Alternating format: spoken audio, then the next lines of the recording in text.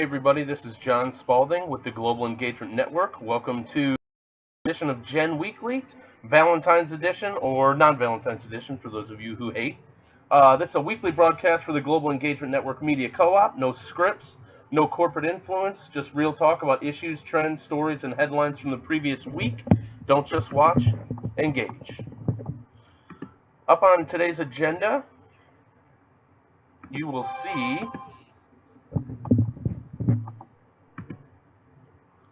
that we have welcome and an opening. We're going to do our monthly introduction and talk about our upcoming conference call on civil rights. We will have an introduction and discussion about our face-to-face programming.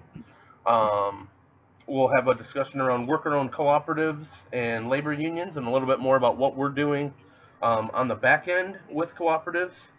And then we're going to highlight some great things that are going on in the activist community this week and for the next week. So thank you very much for joining us. So first up, let's talk a little bit about Gen Monthly. I want to first show you guys our new logo from Heather. Let me bring that up here. So Heather did a great job on our new conference, and you can see it's the Gen Monthly Conference on Civil Rights with our awesome logo, and February 26th at 7 p.m. Eastern. So we look forward to seeing you guys there. For the discussion, Gen Monthly, the topic is civil rights. And so we're looking at civil rights in the face of fascism, barriers, bias, and basic rights in the 21st century. And regardless of how you stand in terms of where you agree with the topic, here are the questions that we're all going to be considering when we're on the call. Are civil rights something that can be legislated? If not, how do we notice and combat institutional racism? What can we do to open people's eyes to implicit bias and grow to overcome it? We're going to have a great discussion from Roland Livingston from the International Society for Organizational Development and Change, who's going to be talking with us about implicit bias and sharing his wisdom with us on his thoughts on the 21st century with regards to civil rights. And can an increase in awareness of class consciousness overcome divisive identity politics? And so our Gen Monthlies are a special web conference hosted by us, featuring special guest panels, interactive small group brainstorms, and a lot of fun and discussion. Also on this slide, you can see that our topic for March is water. We want to amplify the message of any water protectors, any indigenous folks whose lands are being targeted, any veterans who are standing by protesters, any organizers in Flint, Michigan, to get any updates, and any organizations that might be against nuclear dumping in the Great Lakes. I saw a petition come by today that I signed regarding that. So we'll be doing our face-to-faces. We'll be doing our Gen Weeklies. Any of you that want to come on and amplify your message for the work that you're doing, just hit us up, and you'll see you're available to our slides. And so let's talk with our guests tonight. We have Sean Porter and Ernest Rondo. How are you guys doing tonight, guys? Doing well, John. Thank you. Doing great. Thanks Hope for everyone being else here. is too. Any reflections on the opening? Was it wordy? Was it good? Did it inspire you? I'm ready to go. I'm pumped up. I'm excited for the months to come, and this upcoming month's Gen Monthly should be great as well. So yeah. How about you, Ernest? Yeah, I mean, we've had direct actions in the streets pretty much every day this year since January 1st or 4th is when they started heading out there to DC, and it couldn't be done without independent media. That's really cool. Yeah, well, I think we're on a good track. Well, there's some great things going on. We want to talk a little bit more about what we do at the Global Engagement Network. And this is just our slide kind of that we introed with during Independent Media Month in terms of what we do. So first off, we're organized and structured as a cooperative. And that means that we're an organization that exists for the mutual benefit of its members. We're focused on two things: micro content and social broadcasting, or live broadcasting. Micro content is really just what you see on the icon. You have a issue that you're passionate about, or you have a story that you want to get out, or you have a show concept that you think would be for a broader audience. We will help you set up your broadcast and send content to your audience and get instant feedback from your viewers. All that we can do kind of like what we're doing now. We should be live on Facebook and YouTube at the same time, so we can also do that for you. Anything else from you guys on the Global Engagement Network and what we can do? Well, we indeed are on Facebook and YouTube right now, so everything's going good on that end. And no, I mean, we have lots of good things going on. We're getting our website back together, and just keep, make sure to subscribe and like, and we'll keep you updated on all the big things that we have going on. Cool. And I know we're going to talk about your face-to-face segments, and we're going to really be ramping those up this month and next. Oh yeah. Doing a lot of face-to-face interviews with people out doing good work in the world. So let's get to it. Slide number 5. Taking action. What's happening? Ear to the ground. So brand new Congress. Those guys are trying to come up with a plan to take over Congress in 2018. We just always want. We're a supporter of that concept, and so we want you guys to know who they are and make sure you have the link so you can go out and check them out. I also have an initiative for brand new Congress. I would like progressives to run as Republicans in 2018. What do you guys think about that idea? You think it's bogus, or do you think it might actually work? I think it's going to take a little bit of everything. I'm working with some of the Indivisible folks up here in Northwest Arkansas and MoveOn.org. And so Brand New Congress is, kind of the organization that's focusing on the actual new representatives that we need. And so these national groups working together are actually providing a lot of support for folks on the state and local level. So I'm pretty excited to see that all unfold and to work with folks in the community down here. Cool. Ed Higgins launched Activate Now. That's another kind of blast out network. Ed has done a lot of work with the water protectors and just a lot of work being boots on the ground and going to places where he felt that democracy was needed. So they are already at 3,000 people. There's another lady involved with them. Her name's Eve. I don't know a whole lot about her, but I do know that they're working together. So Activate Now is new, but they're growing, and we will get that link in there so you guys can check them out.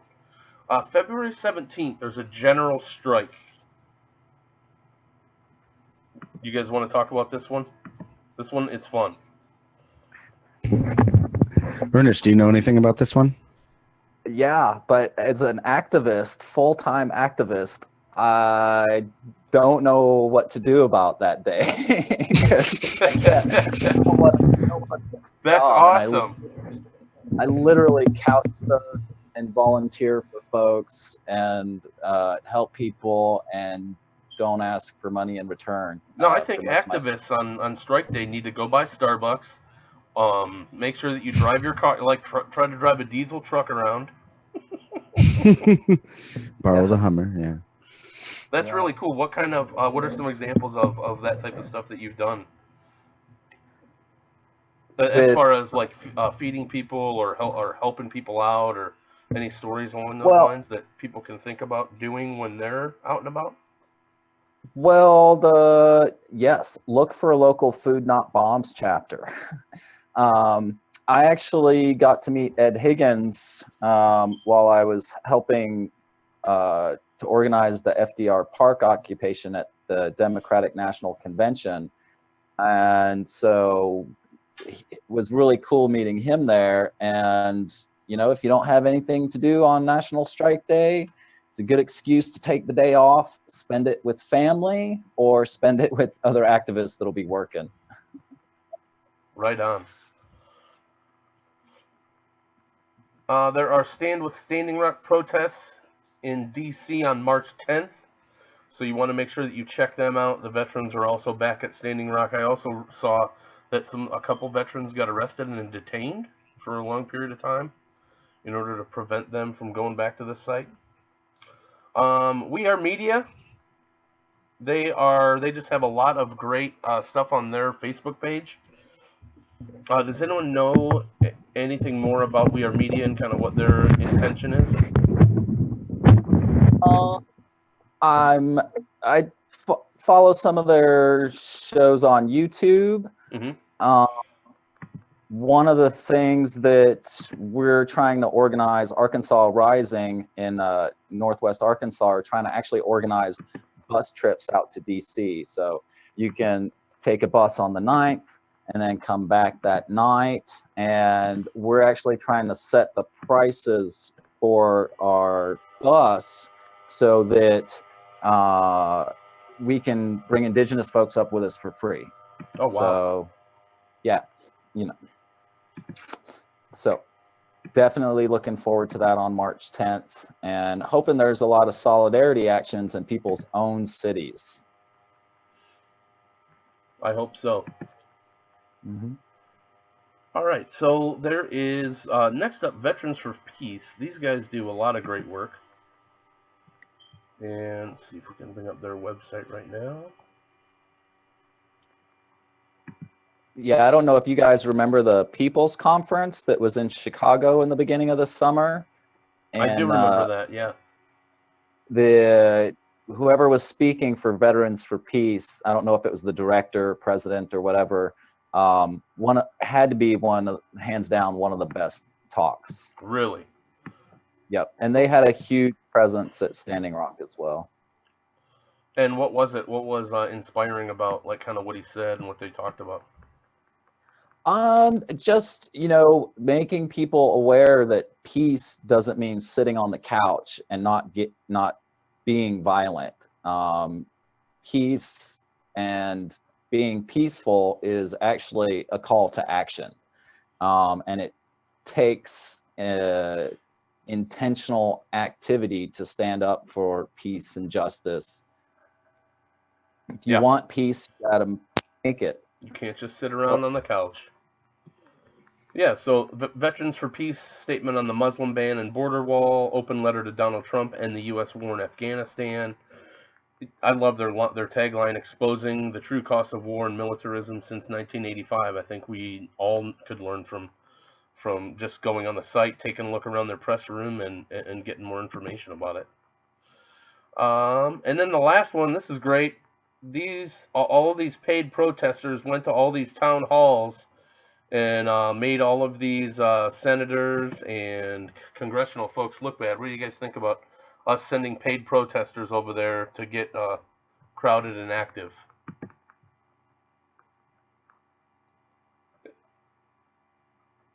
Yeah, Ernest, Ernest, we can't hear you. I don't know if you want to unmute or what. Sean, hopefully you know that I was being sarcastic. No, I suppose it's a problem. I mean, but it's just, I don't know that's as any bigger of a problem than, say, how violence has a negative effect on things by just, it takes one person acting out for outside groups to be able to say that, you're misguided and the whole movement's there for, the wrong reason, sort of thing. So it's just another tool they can use. That being said, I wonder how much of an effect it has as far as getting real movement. As far as if you have a whole bunch of people paid to go, does that attract others? Whereas if you get what I'm saying, like if they're just going and no one's getting paid to go there, sure, you're going to get a lot of core group members and a lot of real the tried and true of the group. But once you get people that maybe aren't from their friends and families, they don't usually look like they're involved in that sort of thing, and they're all of a sudden going and doing it. I wonder if that actually has any positive effect. But yeah, I'm not sure. Yeah, I don't know. I think it does. I think because it brings media attention. And then I really do think if you get kicked out of your town hall because there's a whole bunch of people there booing and the media covers that, well, like Jason Chaffetz, he looked solemn when he left the stage. I mean, it was just like, okay, I'm out of here. This is not going well. And that's the problem when you have, and I shared this video on the Facebook page, when you have a minority party that has gerrymandered every district in the United States and is ruling by the minority, that's a bad thing. And to allow that, I mean, so then it's great that those people are jamming there. I don't care if they're paid or not, even though we all know they're not They're going there because they're pissed, and they feel that their freedoms are being taken away, or that their government's not acting effectively. So more power to them. I'm glad they showed up. Ernest, did you blow on your mic yet? Yeah, does it work? Yes. Yeah. I mean, I think the bigger issue is the paid corporate lobbyists. I mean, the Democratic Party superdelegate structure, literally 80% of the superdelegates that are that are putting our representatives into power and choosing who runs for president is paid corporate lobbyists. Oh, So yeah. I think this is it's a distraction, right? To Uh-huh. talk about, because so that's my thought on that is, And not only paid corporate lobbyists, organizations like ALEC that write laws and work with local state legislatures to in secret backroom deals to get laws passed. And when news people have to go behind the scenes, and there was a guy, a reporter in Atlanta, who, when they were down there, went and tried to expose them and get in the room. They won't let you in.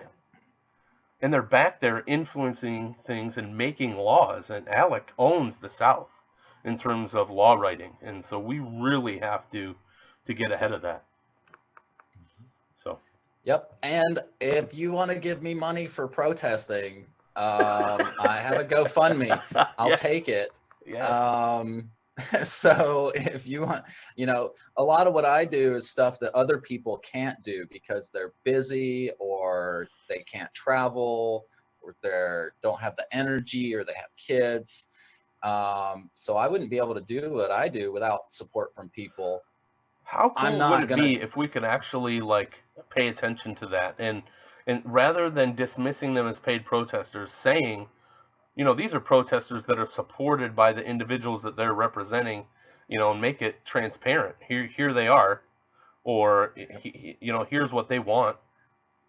I think you have to listen at that point, because you're right. People are working. People are busy. They don't have time. People can't do that in the way that it needs to be done in order to get people to realize that this is a big deal, and a lot of people do care about this stuff. If our Supreme Courts say that corporations are people, then those corporations should be able to pay those people to boycott and to otherwise, peacefully assemble against other corporations and other movements. So. Yeah, and when I always think about when they say corporations are people, I'm always like, okay, great. Now we need to start building some organizations. Yeah. That's what I always think. So I think that's what we're doing here. And we'll talk more about that when we get the worker-owned co-ops as a more reasoned and sound way for business ownership. But those are the highlights. Any other highlights that weren't mentioned that you guys want to make sure we get in? As far as what's going on that's in the pretty good. activist community? Okay, cool. Thanks, guys. All right, Sean, so you're going to take it over? Sure, yeah. A couple things from you? Yeah, so the first thing I want to cover is a cool little workshop that's going on in the Seattle area this week. It's, I think, the 4th of 5, so we're going in a little early, or a little late rather, but nonetheless, it's very cool, and they'll be doing more in the future. It's put together by 21 Progress and International Examiner. International Examiner I've done some writing for in the past. They're a great Pan-Asian media outlet that covers a small niche in the city, and so they're very, very valuable. 21 Progress does all sorts of cool progressive initiatives and work around the area and maybe beyond as well. So they're putting on something in Seattle going on this Thursday, like I said, at 6 o'clock. It's a workshop that's going to be helping people build skills for shooting in the field, shooting video. And it's going to be something that they are, like I said, doing regularly. And it's put together by a local journalist, Matt Chan, who's worked for, with local news throughout the West Coast, actually. And so this is something that I think is important to touch upon, just because it's the sort of things cities and communities can do to further take advantage of the internet and the open internet while we have it. And so that's a fight that we need, as many people on our side as possible. And this is a great way. I mean, this is something that I know people going that have a journalism background, people that just have a activism background. And so it's really like bringing together different groups that have like-minded, goals in mind. And so I just really think it's an all-around really cool thing to do. I believe it's, I should know this already, but I believe it's $20 or $15 to attend. So they are trying to, make some money off of it. I know that they're both nonprofit. So again, just a cool workshop. If you're in the Seattle area this Thursday, it's going to be at 21 Progress location on Maynard Avenue in Seattle, Washington. And you can go to their Facebook channel and page and always check them out. Again, the name of the event is Citizen Journalism Video Production. Do you guys know of anything around your communities, or what do you think about this sort of outreach program that they're doing? I think it's great. In Cleveland, there is a lot. Cleveland has the Ohio Center for Broadcasting. Cleveland State does a lot of work in the community with video production. We have the Cleveland there's a Cleveland Film Commission here, and there's a lot of independent media outlets and ways to join in. So I would say if you're interested, go look up a community college class, or find someone in your area that's doing this type of work or video production, or pick up a camera and find some other people that are doing the work and look at some YouTube pages and figure out how to do this stuff. If you have a passion and you want to do this stuff, you can work with organizations like us and we can get you started. You can go online and do your own if you have your own passion projects that you want to get out, or your own perspective that you want to get out. And the world is here. You just got to pick up a camera and start working. Yep. And I would recommend that folks get in touch with their local public television stations, because the local public television station here in Fayetteville, Arkansas, actually offers free classes, free studio time, and free broadcasting once you know what you're doing. And that's cool. I'm always super excited to hear about things going on in Seattle. Hopefully you can maybe request to get Shama Shawant on here, because she was instrumental in the $3 billion divestment from the Dakota Access Pipeline. And now New York City is considering investing in that. So the more we get engaged, the more we change society. That's awesome. That's really cool. Mm-hmm. Sean will work his email magic and try to get her in for March. Yeah, definitely. Yeah, I've interviewed her in the past, as for local publications. So there's already a little bit of an olive branch there. So and you're famous now. You're internet famous now, Sean. You got like a cadre of videos to show her. Yeah. All right. Well, from there, we're going to go to something, similar. We're going to keep the same vein as co-ops. I was listening to the Thom Hartmann show a couple days back, and he was talking about Richard Wolff and worker-owned co-ops, as he often does.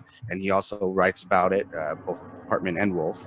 And so I just wanted to kind of have an open conversation briefly with the others on the broadcast today. But before then, just a brief quote from the last chapter of Hartmann's Rebooting the American Dream is, quote, "One way to consider the fundamental issue is to ask, is the economy here to serve workers, or are workers here to serve those who own the economy? The answer of old-fashioned capitalism, reaching all the way back to Gilgamesh's time in 2700 BC, is that workers are here to serve the economy and its owners."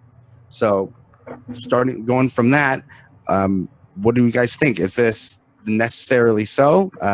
He goes on later to obviously make his point that he doesn't think so. I quote, obviously tend to agree. We're all, here for the same reason, because we think this can work. So starting off with this little quote, let's go to you, Ernest. What do you think is the current state of, the economy and how co-ops and, worker related, co-ops, are they stronger because labor unions are weaker? Is it a little bit of both? And, how does it all work into, what we're doing here and others are doing? Well, I think we kind of have a choice to make. The choice is either, are we going to continue to let a small group of people make the decisions for us, make the decisions on what we can buy, what we can make, and what's done with the profits from our labor, or are we going to make that decision ourselves? I'm a big fan of Richard Wolff and the Democracy at Work organization, and they've really helped give me the tools to kind of share and help others build cooperatives. So he does a monthly show, he does a weekly audio show, and I pretty much watch everything that he talks about, because that's the basic choice is, and especially if you understand that since the 70s, worker productivity has gone up, CEO wages and salaries have gone up, and worker wages, working class wages, have gone down. And the And cost of that's living has skyrocketed. Yeah, and that's because a small group of people have decided to use their money or our labor and the money derived from our labor to buy our political system. And we're giving $150 billion a year in fossil fuel subsidies to corporations, and it's our choice. We can continue to do that and continue to work with these folks, or we can transition to a gift economy and build reciprocal relationships in our workplace and make our own decisions for what we want to do, how we want to work, and the conditions that we want to work in.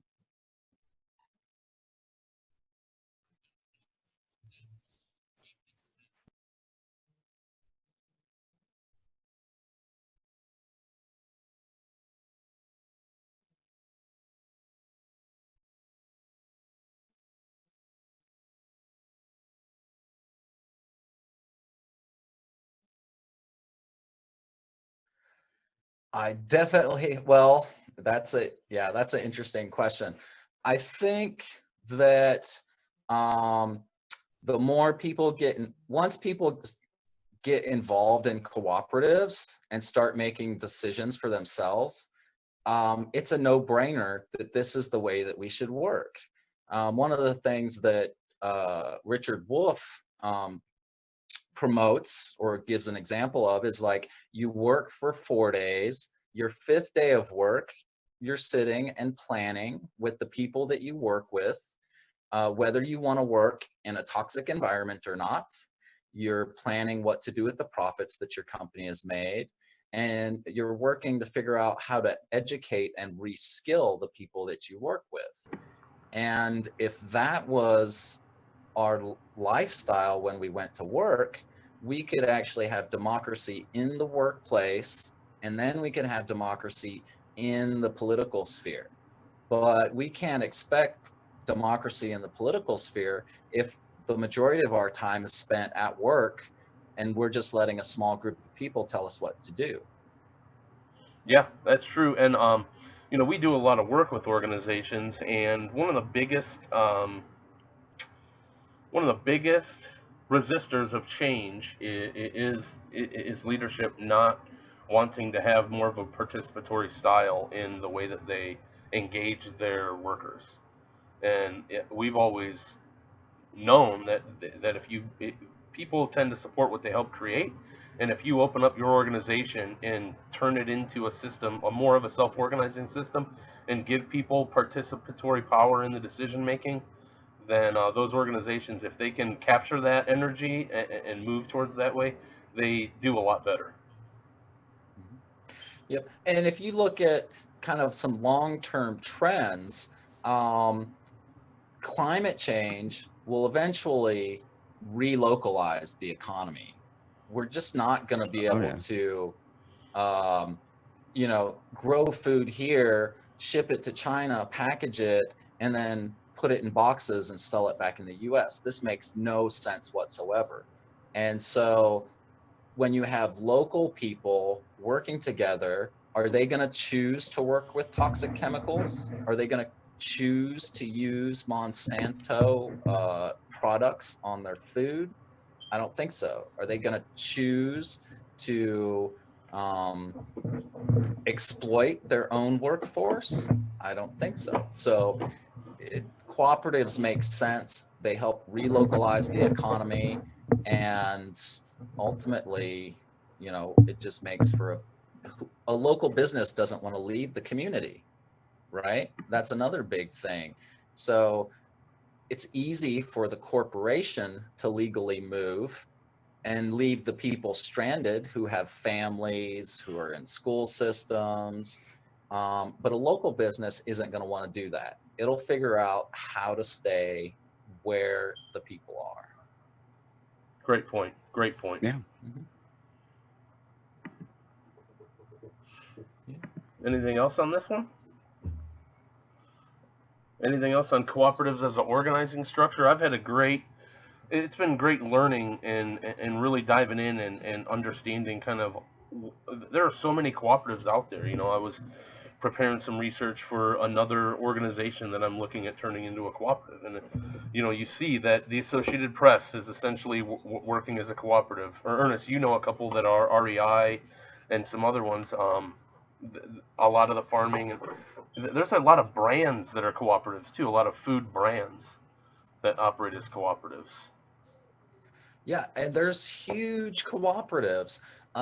If anybody's ever bought Parmesan cheese, I mean, a Parmesan cheese comes from a geographic region, a bunch of small cooperatives who are federated.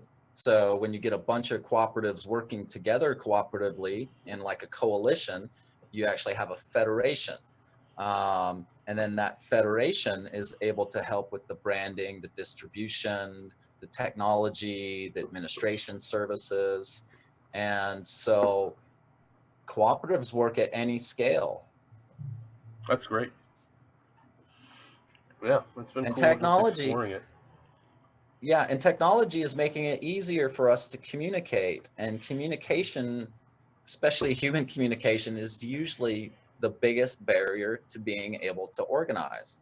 So the more people listen to each other to make communication happen, and then the more we have tools to where we don't have to travel to communicate, it seems to me a no-brainer, and it's just getting easier and easier every day to work as a cooperatively. And what state are you in, Ernest? I'm in Arkansas, Northwest Arkansas right now. And Sean? In Washington. And I'm in Ohio, and we're all here on the same screen talking to you guys. Oh yeah.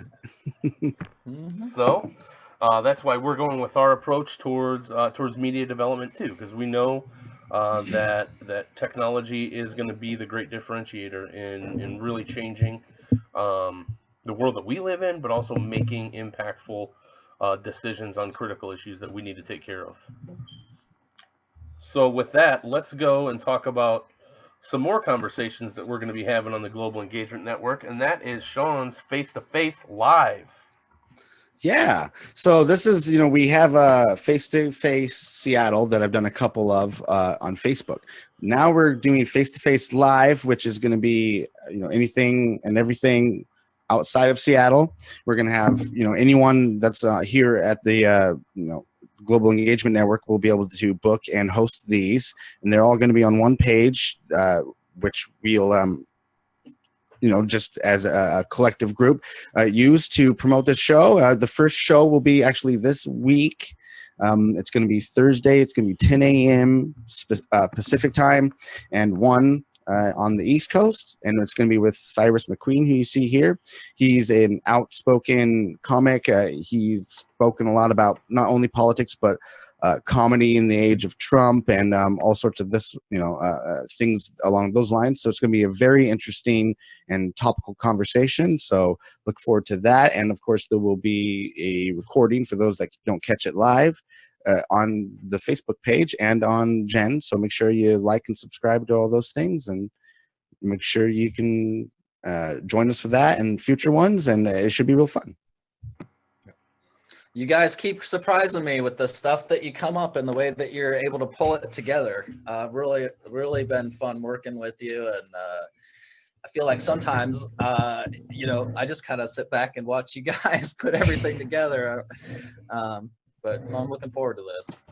Oh, cool. We appreciate that, Ernest. And Yeah, thank you. yeah, and we're gonna be using the Be Live platform on Facebook for that. And so if you are interested and you want to be a part of Face to Face Live and do some interviews for the Global Engagement Network, just hit us up on Facebook, message us on YouTube. We'll get in touch with you, and we will get you going.